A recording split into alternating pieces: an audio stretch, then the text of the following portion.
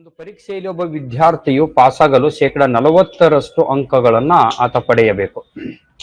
ಆದ್ರೆ ಒಬ್ಬ ವಿದ್ಯಾರ್ಥಿಯು 200 ಅಂಕಗಳನ್ನು ಪಡೆದು 40 ಅಂಕಗಳಿಂದ ಅನುತ್ತೀರ್ಣನಾಗಿದ್ದಾನೆ.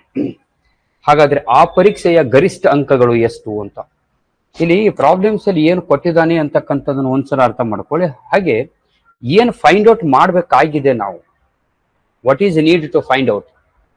ಇಲ್ಲಿ ಒಬ್ಬ ವಿದ್ಯಾರ್ಥಿ ಪಾಸ್ ಆಗಲಿಕ್ಕೆ ನಮಗೆ 40% ಬೇಕು. 40% ಆಫ್ ಟೋಟಲ್ ಮಾರ್ಕ್ಸ್. ಆತ ಏನಾಗಿದ್ದಾನೆ 200 ಅಂಕಗಳನ್ನು ಪಡೆದಿದ್ದಾನೆ, 40 ಅಂಕಗಳಿಂದ ಫೇಲ್ ಆಗಿದ್ದಾನೆ ಅಂತ. ಅವನು 40 ಮಾರ್ಕ್ಸ್ ಕೊಟ್ಬಿಟ್ರೆ ಆತ ಪಾಸ್ ಆಗ್ತಾನೆ ಅಂತಕ್ಕಂಥದ್ದು. ಈಗ ಅದನ್ನೇ ನಾವಿಲ್ಲಿ ಸಾಲ್ವ್ ಮಾಡೋಣ. ಈಗ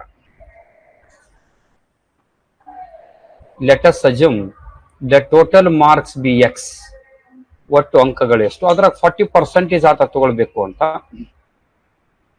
so 40% of X equal to pass ಆಗ್ಲಿಕ್ಕೆ 200 ಬೇಕು, 40 ಅಂಕಗಳಿಂದ ಫೇಲ್ ಆಗಿದ್ದಾನೆ, 40 ಅಂಕ ಕೊಟ್ರೆ ಆತ ಪ್ಲಸ್ ಪಾಸ್ ಆಗಿಬಿಡ್ತಾನೆ.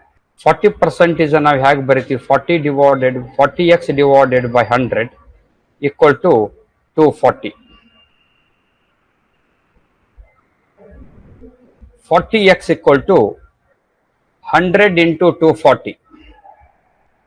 ನೋಡಿ ಇಲ್ಲಿ 100 40% ಇದೆ, 40 ಡಿವೈಡೆಡ್ ಬೈ 100 ಓಕೆ ಪರ್ಸೆಂಟೇಜ್ ಅಂತ. ಸೊ 200 ಮಾರ್ಕ್ಸ್ ಇಂದ ಆತ ಏನಾಗಿದ್ದಾನೆ ಫೇಲ್ ಆಗಿದ್ದಾನೆ, ಮೇಲ್ಗಡೆ ಇಟ್ಕೊಳ್ಳಿ.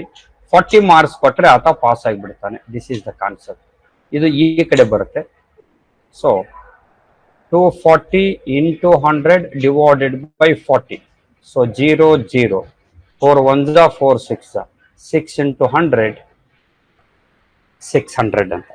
ಇದು ನೀವು ಒಂದೇ ಸ್ಟೆಪ್ ನಲ್ಲಿ ಕೂಡ ಆನ್ಸರ್ಸ್ ಅನ್ನು ಈಸಿಯಾಗಿ ಮಾಡಬಹುದು ಅಂತಕ್ಕಂಥದ್ದು. ಅಂತ ಡಿಫಿಕಲ್ಟೀಸ್ ಏನಾಗೋದಿಲ್ಲ ಇದು.